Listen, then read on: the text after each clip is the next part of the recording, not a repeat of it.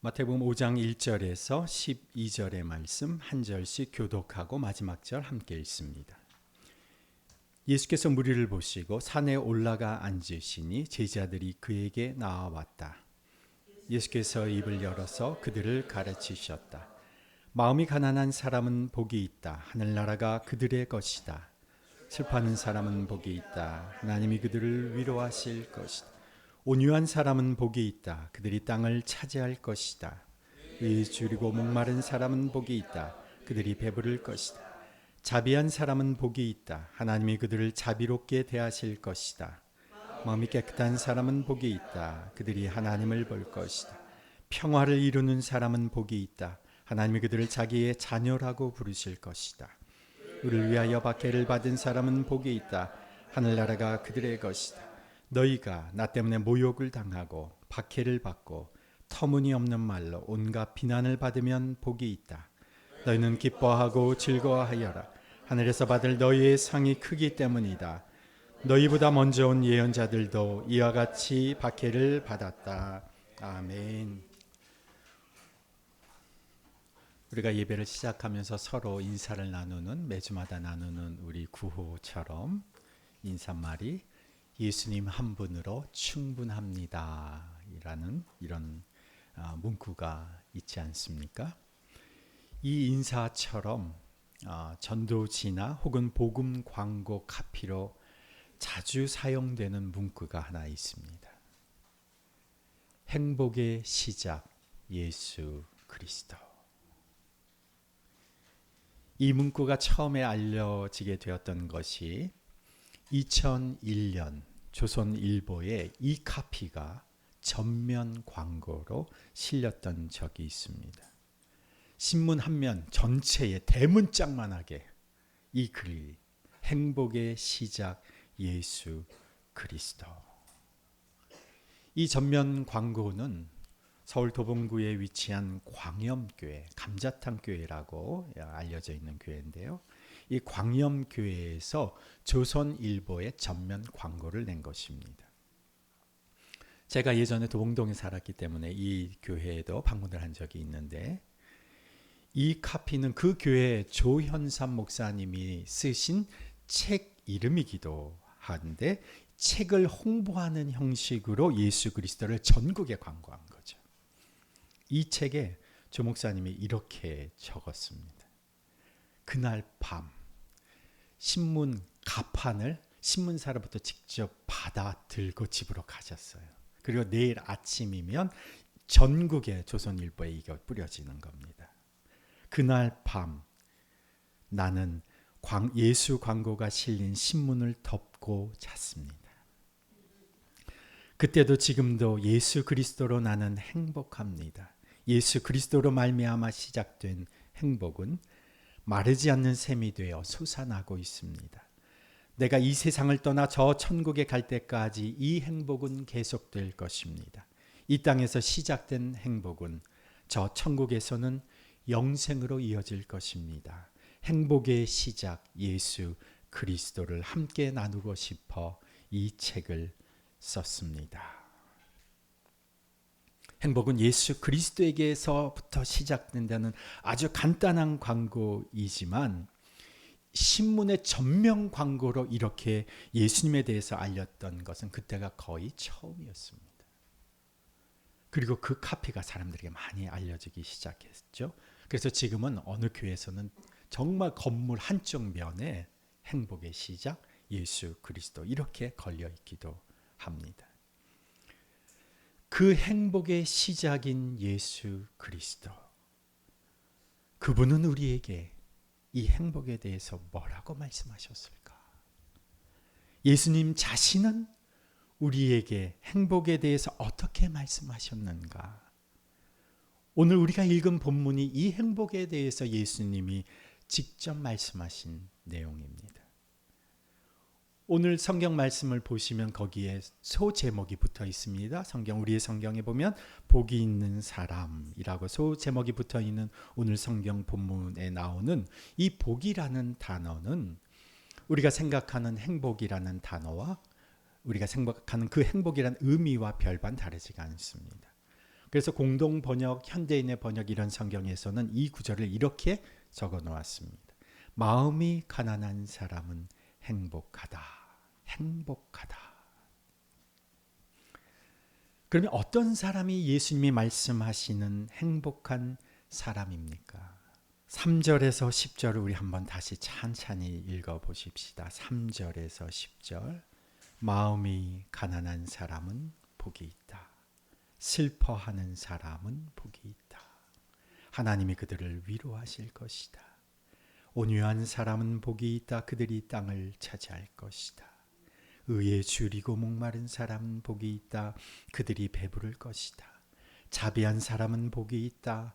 하나님이 그들을 자비롭게 대하실 것이다. 마음이 깨끗한 사람은 복이 있다. 그들이 하나님을 볼 것이다. 평화를 이루는 사람은 복이 있다. 하나님이 그들을 자기의 자녀라고 부르실 것이다. 의를 위하여 박해를 받은 사람은 복이 있다. 하늘나라가 그들의 것이다. 예수님이 행복하다 하신 8종류의 사람들이 나옵니다. 마음이 가난한 사람, 슬퍼하는 사람, 온유한 사람, 의에 줄이고 목마른 사람, 자비한 사람, 마음이 깨끗한 사람, 평화를 이루는 사람, 의를 위하여 박해를 받은 사람. 오랫동안 우리가 이 본문을 읽으면서 이렇게 생각을 했습니다. 마음이 가난한 사람이 복이 있다고 하셨으니 나는 마음을 비워야 해. 온유한 사람이 복이 있다고 하셨으니 나는 최대한 부드럽고 너그럽게 사람들을 대해야 돼. 그래야 나는 행복해질 수 있어. 자비한 사람이 복이 있다고 하셨으니 나는 어떻게든 자비를 베푸는 사람으로 살아야 해. 그래야만 나는 복 있는 사람이 될 수 있어. 여기서 말하는 가난한 사람, 슬퍼하는 사람, 온유한 사람, 이런 사람이 되는 것이 주님이 주시는 복을 받기 위한 조건이다. 그래서 그런 사람이 되려고 노력을 했죠. 이 복 있는 사람이 되기 위한 전제 조건으로 앞에 부분을 우리가 해석을 한 것입니다. 그런데 이 본문을 우리가 좀 더 정확하게 이해하기 위해서는 이 본문이 축약돼서 기록되어 있는, 이 내용이 똑같이 기록되어 있는 누가복음의 본문을 한번 살펴보아야 합니다. 누가복음 6장 20절, 21절 말씀 우리 함께 읽습니다. 예수께서 눈을 들어 제자들을 보시고 말씀하셨다. 너희 가난한 사람들은 복이 있다. 하나님의 나라가 너희의 것이다. 너희 지금 굶주리는 사람들은 복이 있다. 너희가 배부르게 될 것이다. 너희 지금 슬피 우는 사람들은 복이 있다. 너희가 웃게 될 것이다. 누가복음에서는 마태복음에 있는 8가지 복 중에서 축약해서 몇 가지만 설명을 합니다. 그런데 복 있는 사람, 행복한 사람이 누구인지를 좀 더 구체적으로 적어놨어요. 너희 가난한 사람들, 너희 지금 굶주리는 사람들, 너희 지금 슬피 우는 사람들은 복이 있다. 사람들이 어떻게 해야 지금의 상태에서 더 노력하고 애쓰고 마음을 비우고 더 자비를 베풀어야 행복한 사람이 된다 말씀하시는 것이 아니라 예수님께 찾아 나온 바로 너희들이 행복한 사람들이다. 너희 지금 배고픈 사람들이 행복한 사람들이다 말씀하십니다. 이 사람들이 누굽니까? 그 사람들이 누굽니까? 매일 끼니를 걱정해야 하는 사람들입니다. 힘 있는 사람들에게 이리 치이고 저리 치여서 겪지 않아도 될 어려움, 아픔, 서러움을 겪는 사람들, 슬퍼하는 사람들입니다. 평범하다 보니까 너무 평범해서 약삭빠른 사람들에게 늘 자기 목도 다 빼앗기는, 자기 목 지키지 못하는 그런 나약하고 유순한 사람들, 그 사람들이 온유한 사람들입니다. 정의를 위해 목소리를 내어보지만 기울어진 세상에서 어떻게든 그래도 옳고 바르게 살아보려고 하지만 세상은 하나 달라지지 않는 그런 세상을 사는 사람, 옳은 일에 줄이고 목마른 사람들입니다. 가진 것 없이 누리는 것 없이 늘 궁핍하게 어렵게 살다 보니까 가난한 사람들의 마음을 너무도 잘 알기에 정말 어려움을 겪고 있는 사람들에게는 작은 것 하나라도 나눠주고 싶은 그런 마음이 있는 사람, 정이 있는 사람, 그 사람이 자비한 사람입니다. 자기 밥그릇 철저히 챙기는 사람들, 권력자들, 권세자들 앞에서 자기 목 주장하지 못하고 아무런 저항도 하지 못하고 그저 있는 것에 만족하며 사는 사람들. 자기 주장이 강한 사람들 틈에서 늘 중간에서 자기 목소리를 내지 못하는 사람들, 그러니까 그들이 결국 진보, 보수, 이익과 이익의 그 중간지대에서 이리저리 끌려다니고 요동치는 사람들. 예수님을 따르면서 예수님을 따른다는 이유로, 예수님을 찾아다닌다는 이유로 유대인들에게, 당국자들에게, 일반 사람들에게 비난과 반대를 받는 사람들. 그 사람들이 바로 예수님 주위에 몰려온 사람들입니다. 예수님이 복되다고 하신 사람들은 바로 그에게 찾아온 사람들, 산 위에까지 예수님을 찾아온 사람들, 바로 그들이었습니다. 이게 전통적인 해석과는 좀 다릅니다만은 저와 같은 해석을 하시는 분이 하나님의 모략이라는 책을 쓰신 달라스 윌라드라고 하는 분이, 신학자도 똑같은 말을 합니다. 하나님의 모략 제4장에 보면 하나님의 복에 대해서 얘기합니다. 예수님께 찾아온 그들이 누구인가? 우리네 삶과 별반 다르지 않은 사람들이었다는 겁니다. 그러나 그들에게는 한 가지 공통점들이 있어요. 이 여덟 종류의 이 사람들 한 가지 공통점이 무엇입니까? 그들은 모두 동일하게 예수님 아니면 희망이 없었다는 거죠. 그들은 모두 예수님 외에는 다른 소망이 없었다는 겁니다. 예수님 외에는 기댈 곳조차 없는 가장 밑바닥까지 떨어진 사람들이었다는 거죠. 그렇다면 예수님이 말씀하신 행복한 사람은 누구입니까? 예수님을 의지 않고서는 살아갈 수 없습니다 라고 고백하며 주님께 찾아오는 사람은 행복한 사람입니다. 왜 그 사람들이 예수님을 찾아왔습니까? 예수님 말고는 다른 희망이 보이지 않으니까. 예수를 찾아온 사람이 행복한 사람입니다.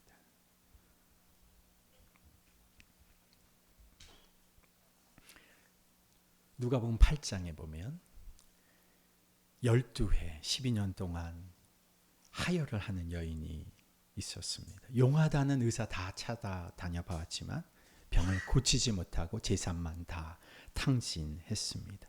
이제 더 이상 의사에게 찾아갈 돈도 없고, 그리고 의사에게 가보았자 고칠 희망도 없어진 그 여인. 그녀가 마지막으로 찾아간 이가 예수님이었습니다. 찾아갈 이가 있는 사람은 행복한 사람입니다. 그녀는 그분을 찾아가 그분의 얼굴을 마주보지 못하고 뒤에 숨어서 그분의 옷자락을 만졌습니다. 그분의 옷자락과의 이 만남을 통해서 그녀가 그토록 오랫동안 기다렸던 병의 치유를 얻었습니다. 그러나 그녀가 행복하게 된 것이, 행복한 여인이 된 것이 병의 치유 때문은 아니었습니다. 예수님이 따라 내 믿음이 너를 구원하였다, 평안히 가거라 그에게 말씀하시면서 인생의 치유, 영혼의 구원을 주셨을 뿐만 아니라 그녀의 삶에 이제는 그녀가 영원히 찾아갈 분이 생겼다는 것입니다. 처음에는 치료를 위해서 달려간 대상이 그분이었다면 이제 그분은 언제라도 영원히 달려갈 수 있는 대상이 되어 주신 것이죠. 누가 행복한 사람입니까? 언제라도 달려갈 이가 있는 사람이 행복한 사람입니다. 그저 잠옷바람이라도, 슬리퍼를 그냥 끌고서라도 급하게 달려갈 이가 있는 사람이 행복한 사람입니다. 맨 얼굴 그저 들이밀어도 밀어내지 않고 웃으며 받아주는 이가 있다면 그 사람은 행복한 사람입니다. 제가 언급한 처음에 이 행복의 시작 예수 그리스도 책에서 그리스도를 찾아가 그분을 만나면 누리게 되는 행복이 무엇인지를 성경 구절 하나하나 인정해 가면서 이렇게 설명을 합니다. 예수님 믿는 당신은 죄사함을 받습니다.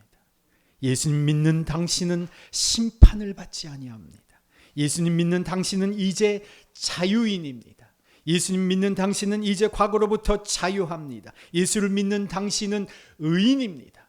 예수를 믿는 당신은 성도입니다. 예수님을 믿는 당신은 하나님의 형상입니다. 예수님을 믿는 당신은 당신의 입술의 말은 회복되어졌습니다. 예수님을 믿는 당신은 두려움 없이 담대하게 삽니다. 예수님을 믿는 당신은 사망에서 생명으로 옮겨졌습니다. 예수님을 믿는 당신은 새 사람입니다. 현실에 무수한 결핍과 어려움을 가지고 예수님을 찾아온 그 사람들을 예수님은 행복한 사람이라고 지칭하셨습니다. 왜요? 예수님께서 그들에게 현재의 가치, 현재의 상황, 현실, 그리고 현실의 어려움과 실상의 그 모든 부조리를 넘어서 버리는 새로운 존재의 의미를 예수님께서 부여해 주셨기 때문입니다. 한번 따라해 보실까? 예수님을 찾아온 당신은 행복한 사람입니다. 아멘. 다시 한번 예수님 믿는 당신은, 서로에게 하시는 겁니다. 예수님 믿는 당신은 복을 더블로 받은 분입니다. 찾아갈 그분이 있는 사람은 행복한 사람입니다.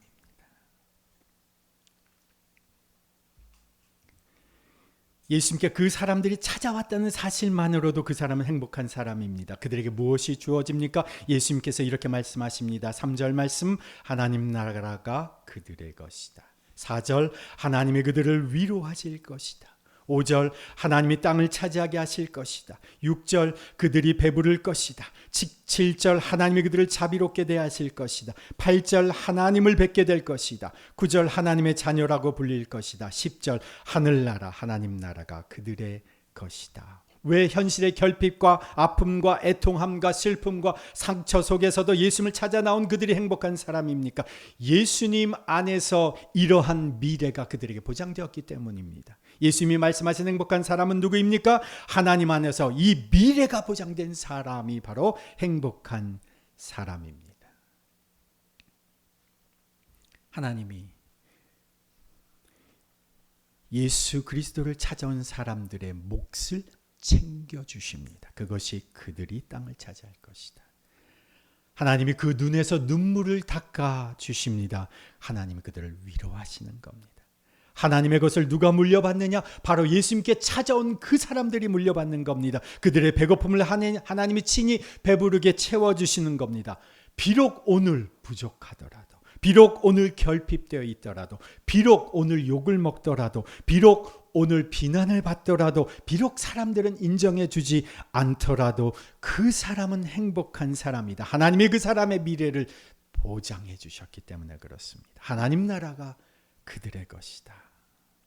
그들이 하나님 나라의 모든 것을 물려받는 자가 되는 것입니다. 반면에 누가 불행한 사람일까요?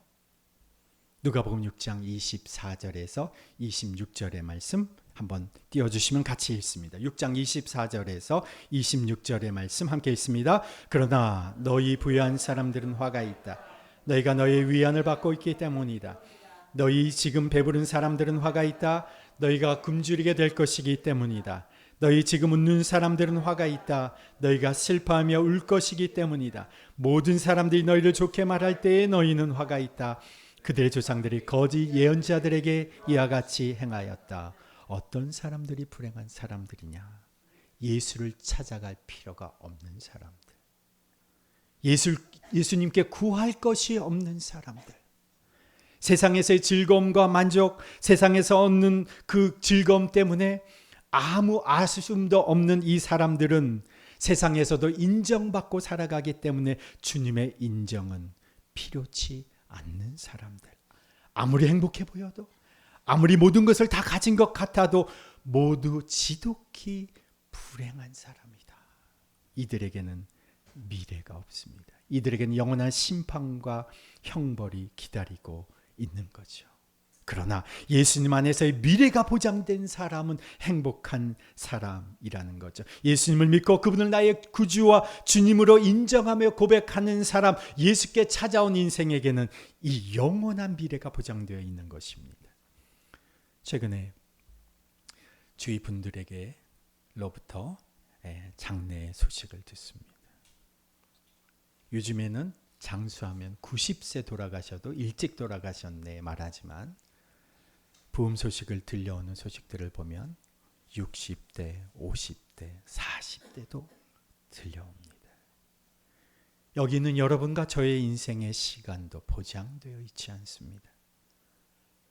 여러분의 인생의 마지막 날이, 저의 인생의 마지막 날이 오늘 저녁이라고 해도 아무도 그것에 대해서 거부할 수가 없을 것입니다.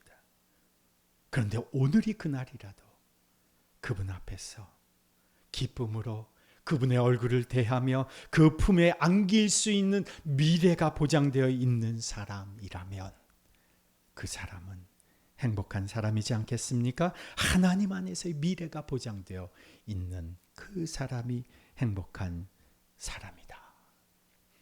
어떤 사람이 행복한 사람입니까? 11절, 12절의 말씀. 너희가 나 때문에 모욕을 당하고 박해를 받고 터무니없는 말로 온갖 비난을 받으면 복이 있다. 너희는 기뻐하고 즐거워하여라. 하늘에서 받을 너희의 상이 크기 때문이다. 아멘. 어떤 사람이 행복한 사람입니까?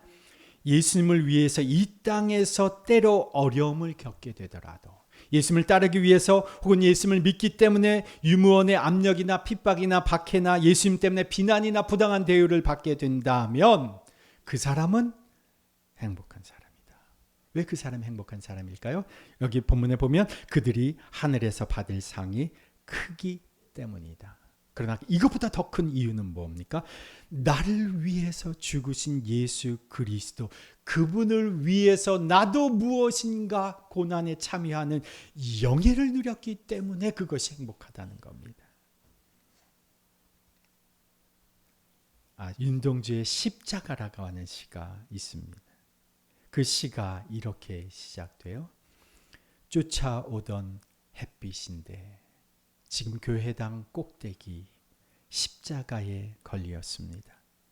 첨탑이 저렇게도 높은데 어떻게 올라갈 수 있을까요? 종소리도 들려오지 않는데 휘파람이나 불며 서성거리다가 괴로웠던 사나이 행복한 예수 그리스도에게처럼 십자가가 허락된다면 모가지를 들이고 꽃처럼 피어나는 피를 어두워가는 하늘 밑에 조용히 흘리겠습니다. 윤종주 시인이 1941년 5월에 쓴 시입니다.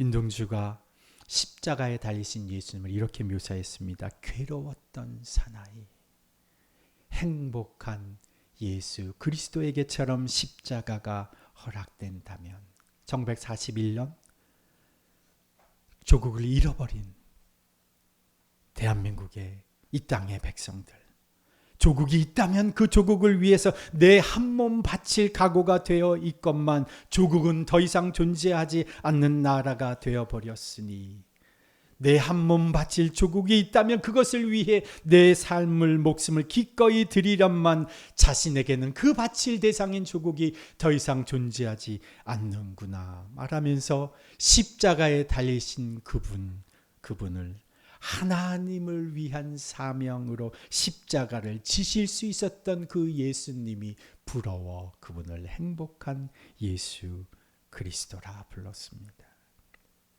우리 예수님이 그 십자가에서 어떤 일을 겪으셨습니까? 이사야서 53장 3절에서 6절의 말씀입니다. 그는 멸시를 받아, 함께 읽습니다. 그는 멸시를 받아 사람들에게 버림받았으며 간고를 많이 겪었으며 질고를 하는지라 마치 사람들이 그에게서 얼굴을 가리는 것 같이 멸시를 당하였고 우리도 그를 귀히 여기지 아니하였도다. 그는 실로 우리의 질고를 지고 우리의 슬픔을 당하였거늘 우리는 생각하기를 그는 징벌을 받아 하나님께 맞으며 고난을 당한다 하였노라. 그가 찔림은 우리의 허물 때문이요 그가 상함은 우리의 죄악 때문이라. 그가 징계를 받음으로 우리는 평화를 누리고 그가 채찍에 맞음으로 우리는 나음을 받았도다. 우리는 다 양 같아서 그릇 행하여 각기 제 길로 갔거늘 여호와께서는 우리 모두의 죄악을 그에게 담당시키셨도다. 왜 예수님은 아무 잘못이 없으신데 왜 사람들에게 멸시를 받고 버림을 받으셨습니까? 왜 그분은 아무 잘못이 없으신데 고통을 받고 슬픔을 견뎌야 하셨습니까? 왜 징벌을 받고 맞고 고난을 당하셔야 했습니까? 바로 우리의 허물을 사해 주시기 위함입니다. 우리의 악함을 대신 처벌받으셨기 때문에 그렇습니다. 그러나 그로 인해서, 예수님으로 인해서 우리는 하나님과 화해되었습니다. 그가 매맞으셨기에 우리의 죄의 질고가, 우리의 병이 나아버렸습니다. 우리에게 치유와 회복을 위해서, 우리의 구원을 위해서 예수님께서 그 모든 수고와 아픔을, 고통을 당하신 것입니다. 그분이 나에게 죄사함을 주셨습니다. 그분이 나에게 의로움을 주셨습니다. 그분이 나를 보배롭고 존귀하다 하셨습니다. 그분이 우리의 죄를 깨끗이 씻어주셨습니다. 그분이 나를 새롭게 해주셨습니다. 새로운 피조물로 만들어주셨습니다. 우리를 자유케 해주셨습니다. 과거의 모든 굴레에서, 죄에서 우리를 해방시켜 주셨습니다. 이렇게 우리를 위하여 죽으시고 부활하신 예수님 때문에 우리가 행복을 누리며 살게 되었는데, 이런 우리가 예수님을 믿기 때문에 당하는 고난이 있다면, 불이익이 있다면, 수모와 멸시와 천대가 있다면, 이것은 나를 위하여 죽으신 그 예수님을 위하여 나는 영예로운 일에 참여하는 겁니다. 나를 대신하여 죽으신 그 예수님 때문에 당할 수 있는 고난이 있다면 그것은 행복한 겁니다. 그래서 찾아가리가 있는 사람, 하나님이 그 미래를 보장해 주시는 사람, 예수님 믿기 때문에, 예수를 따르기 때문에 그 무엇인가의 대가를 치르는 사람, 그 사람이 행복한 사람입니다. 이 행복한 사람을 한 단어로 집약해낸 단어가 바로 하나님의 자녀입니다. 하나님의 자녀는 찾아갈 분이 있습니다. 하나님의 자녀는 영원한 미래가 보장되어 있습니다. 하나님의 자녀는 현실과 어려움에서 당하는, 예수님 때문에 당하는 그 모든 일들을 영예로 여기며 살아갑니다. 하나님이 그들을 자기의 자녀라고 부르신 그 사람은 행복한 사람입니다. 천지를 창조하신 하나님, 우주를 운행하시는 하나님, 지금도 태양과 달과 별의 천체를 운행하고 계시는 그분, 이 자연과 지구의 질서를 주관하시는 그분, 지금도 이 땅과 바다에 묻혀있는 수많은 자원과 보석과 석유와 가스의 소유주가 되신 그 주님이, 그리고 역사의 시간과 생명의 주인 되신 그 주님이 나를 내 자녀라고 불러주시니 이보다 더 큰 행복이 어디에 있겠습니까? 그러니 내가 지금 가난한다고 해도, 내가 지금 굶주리고 있어도, 내가 슬픔에 처해 있어도 웃음이 나오는 겁니다. 가난하고 굶주리고 있어도 배가 부르는 겁니다. 하나님의 자녀로 살아가는 자는 이 행복을 누리며 살아가는 것이죠. 거기에서 한 걸음 더 나아가서 누가복음 6장 32절에서 35절에 이 하나님의 복을 누리는 받은 자로서 하나님의 자녀가 어떻게 세상 속에서 살아가야 하는지를 이렇게 설명합니다. 누가복음 6장 32절에서 35절 함께 읽습니다. 너희가 너희를 사랑하는 사람들만 사랑하면 그것이 너희에게 무슨 장한 일이 되겠느냐. 주인들도 자기네를 사랑하는 사람들을 사랑한다. 너희를 좋게 대하여 주는 사람들에게만 너희가 좋게 대하면 그것이 너희에게 무슨 장한 일이 되겠느냐. 주인들도 그러한 일은 한다. 도루 받을 생각으로 남에게 구워주면 그것이 너희에게 무슨 장한 일이 되겠느냐. 주인들도 고스란히 되받을 요량으로 주인들에게 구워준다. 그러나 너희는 너희 원수를 사랑하고 좋게 대하여 주고 또 아무것도 바라지 말고 구워주어라. 그리하면 너희는 큰 상을 받을 것이요 더없이 높으신 분의 아들이 될 것이다. 아멘.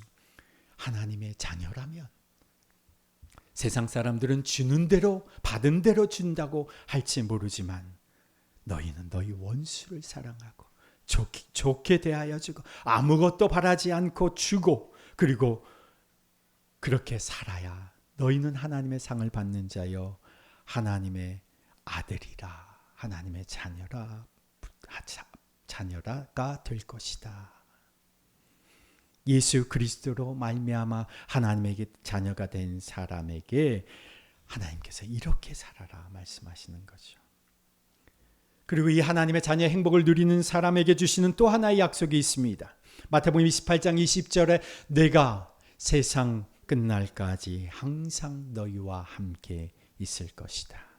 하나님의 자녀에게 주시는 또 다른 약속 하나가 무엇입니까? 또 다른 행복 하나가 무엇입니까? 세상 끝날까지 너희와 항상 함께 있을 것이다. 하나님의 자녀가 누리는 이 또 하나의 지고한 행복은 바로 예수님과 동행하는 것입니다. 히브리서 13장 5절에도 주님께서 친히 말씀하시기를 내가 결코 너를 떠나지도 않고 버리지도 않겠다. 내가 너를 결코 떠나지도 않고 버리지도 않겠다. 하나님의 자녀가 된 것만 해도 얼마나 큰 축복이에요. 행복인데 하나님의 자녀가 된 우리들에게 예수님께서 친히 이렇게 약속해 주시는 겁니다. 내가 결코 너를 떠나지도 않고 버리지도 않겠다. 내가 세상 끝날까지 너희와 항상 함께 있을 것이다. 예수님께서 이 땅 가운데 오셔서 십자가에 죽으시고 우리를 위하여 부활하시고 하늘로 승천하셔서 다시 오신다고 깨어 기다리라고 하셨는데 어떻게 그분이 우리와 함께 이 땅에 계십니까?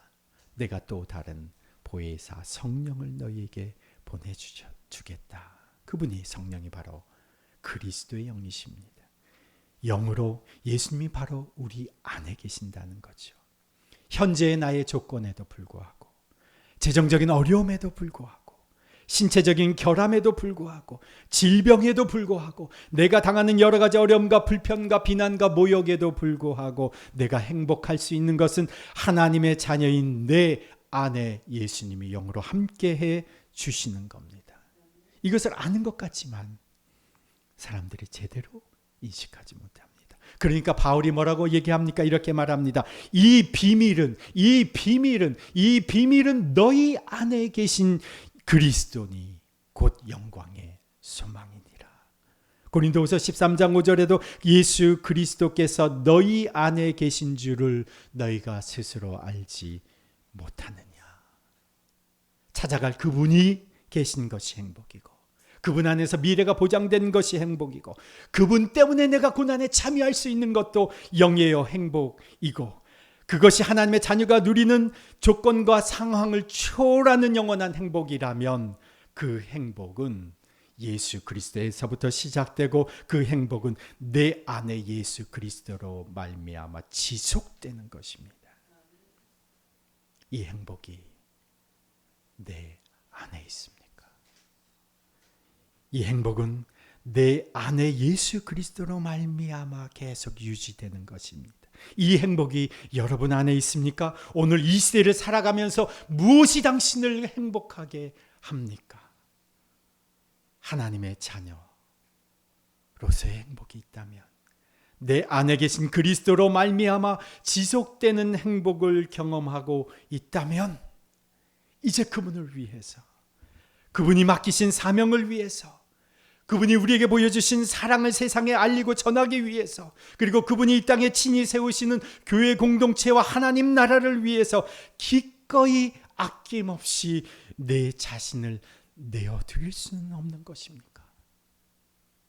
영원한 행복이 주어진 하나님의 자녀로서 미래가 보장된 하나님의 자녀로서 우리가 살아가고 있다면 정말 우리는 제대로 살아가야 하지 않겠습니까? 세상 사람들처럼 조금만 상황이 달라지면 일희일비하면서 정처 없이 바람 앞에 흔들리는 갈대처럼 갈팡질팡할 것이 아니라 이제는 나의 행복의 시작, 나의 행복의 근원, 나의 행복의 완성 그리고 지속해 해주시는 그 예수 그리스도를 위해서 이제는 내가 내 자신을 던져 그분을 위해서 살아가야 하지 않겠습니까?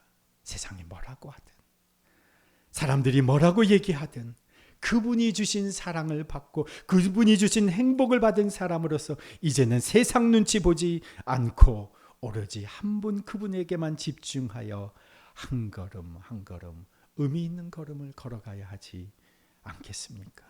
그것이 예수 그리스도로 인해서 행복한 인생으로 부름받은 우리가 그분에게 보답하며 살아가는 길입니다. 하나님 아버지, 오늘 주님이 아니면 소망이 없는 우리의 인생, 가난하고 궁핍하고 이리저리 얽혀있는 우리의 삶의 모든 짐을 주님 앞에 내어 맡깁니다. 그 주님의 품에 안깁니다. 예수님은 우리의 구주이시며 예수님은 우리의 주인 되십니다. 주님께 찾아놓은 혈류병 여인의 병을 고쳐주신 것처럼 주여 우리 인생을 고쳐 주옵소서. 십자가에 우리를 대신하여 죽으신 예수 그리스도의 이름으로 췌장암은 나음을 잊게 하여 주옵소서. 알츠하이머 병은 치료를 받게 하여 주옵소서. 두통과 불면증은 예수의 이름으로 떠나가게 하시고 걱정과 불안과 염려와 두려움에서 예수의 이름으로 자유케 하여 주옵소서. 혈류병 여인의 영혼과 인생까지 구원하여 주신 것처럼 우리에게 영원한 미래가 약속되어 있음을 확신하며 살아가는 저희들 되게 하여 주옵소서. 그리하여 예수를 따르면서 겪게 되는 고난도 행복과 영예로 여기며 예수 그리스도와 동행하는 지고한 행복을 매일마다 누리며 살아가는 저희들 되게 하여 주옵소서. 행복의 시작 예수 그리스도를 나의 구주와 주님으로 고백하며 우리의 삶의 모든 영역이 주님의 것임을 인정하며 주님 이 예물을 주님 앞에 올려드립니다. 주님 앞에 기꺼이 드리는 이 예물을 주님 기쁘게 받아주시고 이 예물을 통해서 주님의 행복이 세상 속으로 흘러가게 하는 아름다운 주님의 사역에 사용하여 주옵소서. 주께 드리는 손길들마다 그 가정과 사업 그리고 그 재정과 경제가 주의 복으로 더욱 풍성케 하여 주옵소서. 주의 행복을 나누고 베풀면 베풀수록 더욱 부요해지는 인생들 되게 하옵소서.